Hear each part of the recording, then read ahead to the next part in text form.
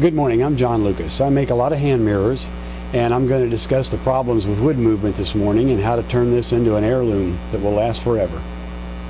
The first thing you have to do, of course, is decide on the size of the glass, and I found that all the glass is not equal. Some of them come in metric sizes, some in inches, but you need to measure it to find out what size it is. And then I cut my opening to be that same size, plus just a little tiny bit. As you can see here, the glass fits very snug. In fact, I'll have to use a suction cup to get it back out. What I want is just a little bit more, but not very much. The wood is going to move during the seasons, and I don't want the wood to break, so I'm going to undercut the opening to allow the wood to move around the glass. To undercut the opening, I like to use a detail gouge. It's a little thicker, doesn't chatter as much, but mostly it's the pointy tip. What we're going to cut with is the bottom lip. So what I do is I put the flute pointing straight toward me, and I get the bevel rubbing so it's not cutting. Then I push it straight in.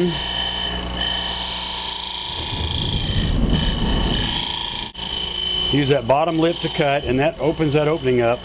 Then I'll pull the bottom lip around and scrape the opening in a shear scraping action to kind of clean up that opening.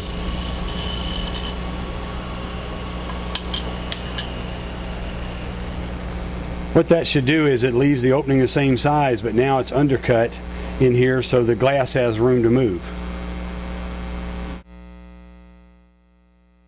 After I turn the handle, I cut little grooves with the toe of the skew. These little grooves hold epoxy, and it acts like little dowels to help hold the handle to the body more firmly during wood movement.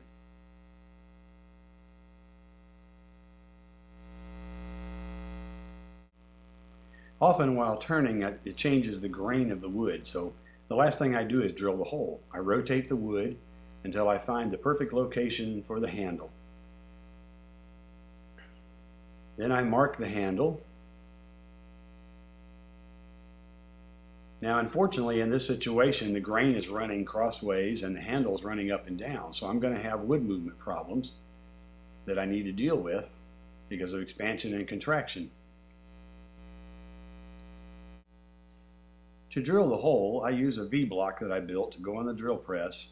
It's very important to clamp the piece to the V-block. To score the inside of the hole, I use this little abrasive bit that I bought from Dremel. I believe they also sell them from Kutzall. And all I want to do is put some scratch lines on the inside. I don't want to enlarge the hole. I just simply want to go in there and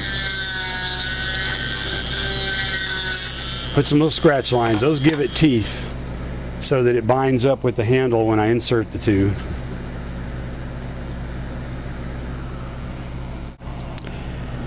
I typically use a two-part quick-set epoxy to put the handle in.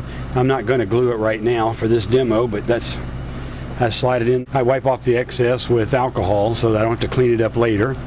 And the final step is adding the mirror. I use clear silicone caulking.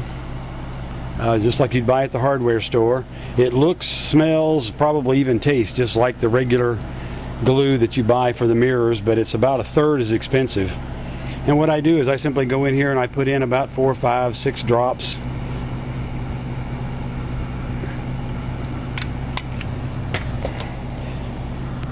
And then I drop the glass in, and you'll notice it just barely fits. So it looks really good that way, but if I ever need to get it out, if it's broken, it's fairly easy to chip out. And I found that this clear silicone caulking will last a very, very long time. I've tried other glues, and there's nothing I can find that works better.